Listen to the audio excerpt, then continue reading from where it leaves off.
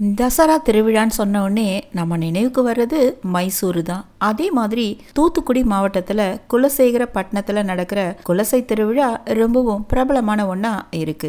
குலசேகர பாண்டியன் மன்னனால் கட்டப்பட்ட இந்த கோவில் 300 ஆண்டுகள் பழமையானது. முத்தாரம்மனும் ஞான மூர்த்தீஸ்வரரும் ஒரே பீடத்தில் சுயம்புவா எழுந்தருளி இருக்கிறது கூடுதல் சிறப்பு. 10 நாட்கள் நடக்கிற திருவிழாவில் பக்தர்கள் சிவன், காளி, அம்மன் மாதிரி வேஷம் போட்டுக்கிட்டு வருவாங்க.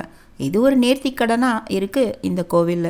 இப்படி வேஷம் போட 41 நாட்கள் விரதம் இருப்பாங்க. இந்த குலசை திருவிழா பார்க்கறதுக்கு போன வருஷம் 10 லட்சம் பக்தர்கள் வந்தாங்கன்னா பாருங்களேன். இப்படி வேஷம் அணிந்து பக்கத்து வீடுகள்ல யாசகம் பெற்று அந்த காணிக்கையை சூரசம்ஹாரம் நடக்கிற 10ஆம் நாள் திருவிழால கோவில்ல செலுத்துவாங்க. சூரசம்ஹாரம் முடிஞ்ச உடனே அம்மன் தேர்ல ஊர்வலமா வருவாங்க. அப்புறம் அம்மனுக்கு காப்பு கலைந்த பிறகு பக்தர்களுக்கு காப்பு கலையறதோட குலசை திருவிழா நிறைவு பெறும்.